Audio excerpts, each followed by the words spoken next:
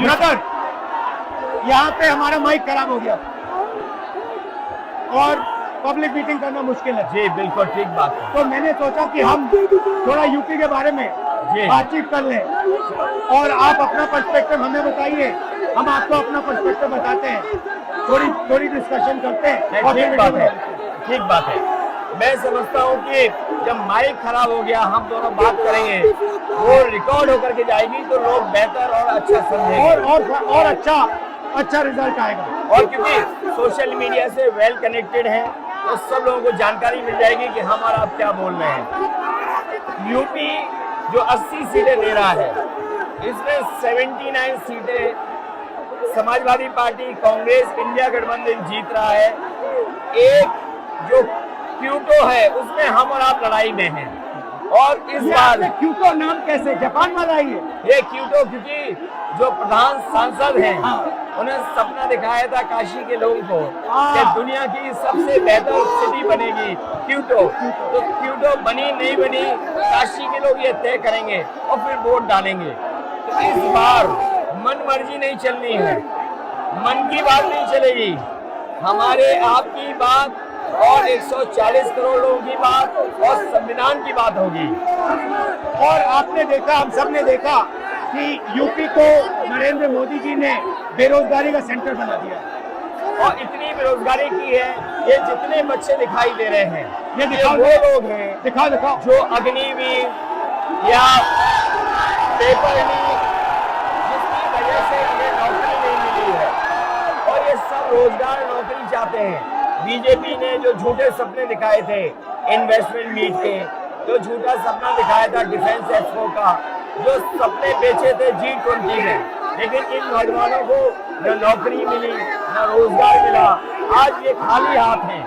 तो इसलिए हमें और आप मिल के जो आपने कहा, जो इंडिया गठबंधन कह रहा है कि 30 लाख बच्चों को नौकरी दी जाएगी, उस दिशा में हम लोग काम करेंगे। और पहली नौकरी पक्की स्कीम जिसके माध्यम से हर ग्रेजुएट को नौकरी का अधिकार, बेहतरीन ट्रेनिंग और बैंक अकाउंट में 1 लाख रुपए साल के। आपने नोट किया कि मोदी जी खटाखट बोलने शुरू कर दिए। ये आपके खटाखट के बाद वो रटारट खटाखट कर रहे हैं। अच्छा, आप एक बात बताइए, मुझे क्यूरियोसिटी है, थोड़ा आप अपने पापा के बारे में मुझे बताइए जी। मुलायम सिंह यादव जी के बारे में बताइए। आपने उनसे क्या सीखा? नेताजी और उनके साथ के लोग बिल्कुल जमीनी राजनीति करते रहे। हालांकि नेताजी कुश्ती, पहलवान और गांव के थे। करते हो कुश्ती? नहीं, मैं कुश्ती नहीं कर पाया जीवन में, क्योंकि मैं मिलिट्री स्कूल में चला गया तो कुश्ती नहीं कर पाया। लेकिन नेताजी इसीलिए धरती पुत्र बोले गए कि वो जमीन की बात को समझते थे। धरती पर जो लोग हैं उनकी क्या भावना है उसको लेकर के वो आगे बढ़ाना चाहते थे। और आपका इस क्षेत्र से और इस शहर से आज का लगाव नहीं है, न जाने कितने सालों पुराना लगाव है। जो इमोशनल कनेक्ट आपका इस शहर और शहर से है वो शायद और किसी राजनीतिक परिवार का नहीं होगा। तो नेताजी से उनका हार्डवर्क और अपने लक्ष्य के लिए लगातार काम करते रहना, जो गैर बराबरी की लड़ाई डॉक्टर राम मनोहर लोहिया यहीं लड़े थे। हालांकि हमारी आपकी विचारधारा की यहाँ टकराव रहा, लेकिन हमारे व्यक्तिगत या जो सिद्धांत में कभी समझौता नहीं हुआ। सिद्धांत को लेकर के हमने आपके साथ खड़े हुए और कई बार खड़े हुए, और आपकी भी पार्टी सिद्धांत से बहुत करीब रही समाजवादियों के। बट मुझे लगता है कि अब एक नई तरीके की पार्टनरशिप बन रही है, क्योंकि जो इस बार हमारा कोऑपरेशन है, शायद पहले ऐसा कोऑपरेशन नहीं हुआ। मतलब बिल्कुल सब जुड़ गए। सबसे अच्छा ये है कि जितना उन्होंने कहा 2 लड़कों की जोड़ी, उतना युवा आपसे, हमसे, इंडिया गठबंधन से और जुड़ गया। तो ये नेचुरल अलायंस है, और नेचुरल अलायंस इसलिए लोग महसूस कर रहे हैं कि वो चाहते हैं कि नौकरी और रोजगार मिले, नौकरी और रोजगार मिले। तो ये बड़ी भावना है कि हमसे आपसे ये यूथ कनेक्ट कर रहा है। सबसे सबसे बड़ी बात, महंगाई की चोट सबसे ज्यादा इन लड़कों को लगती है। हमारी थिंकिंग है और आपकी भी है कि ये जो 22-25 लोगों को नरेंद्र मोदी जी ने पूरा का पूरा धन पकड़ा है, उसको ठीक करने के लिए जो हमारे युवा हैं, माताएं बहनें हैं, उनको डायरेक्ट बैंक अकाउंट में पैसा देना। देखिए, ये जो लोगों के पास पैसा पहुंचने से जो अर्थव्यवस्था को लाभ मिलेगा, मैं समझता हूँ इनका भाग्य भी बनेगा और देश की अर्थव्यवस्था ही बेहतर होगी। ये जरूरी स्कीम है कि इनके अकाउंट में पैसा पहुंचे, जिससे थोड़ा बहुत जीवन स्तर इनका भी अच्छा हो। नरेंद्र मोदी जी डिबेट से क्यों डरते हैं? क्योंकि वो सच का सामना नहीं करना है ना, चाहते। पूरा उनका झूठ का गुब्बारा है। वो बीजेपी और बीजेपी के लोग मन मर्जी से चलते हैं, अपनी मर्जी से चलते हैं, और उनको लगता है कि डिस्कशन की कोई जरूरत नहीं है, क्योंकि वो सब कुछ जानते हैं। डेमोक्रेसी में जितना डिस्कशन होगा, जितने विचार एक दूसरे को हम सुनेंगे और एक दूसरे पे भरोसा करेंगे, उतना हमारा लोकतंत्र मजबूत होगा।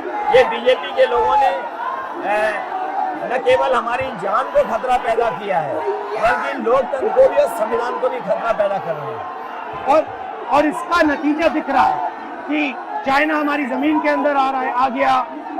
ये बेरोजगारी बढ़ती जा रही है, जो प्रोडक्शन होता है वो नहीं हो रहा है, और पूरा का पूरा एक्सटॉर्शन, ईडी, सीबीआई, ये लोग मतलब एक्सटॉर्ट कर रहे हैं। कई बार सुनने को मिल रहा है और सरकार स्वीकार नहीं कर रही है, लद्दाख की हमारी सीमाएं सुरक्षित हो गई, और अरुणाचल के आसपास या सीमा जो चीन से छू रही है वो बहुत असुरक्षित है।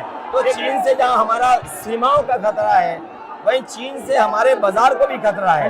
तो कहीं ना कहीं हम लोगों को अपनी मैन्युफैक्चरिंग इकोनॉमी और मैन्युफैक्चरिंग इकोनॉमी को बढ़ावा देना पड़ेगा।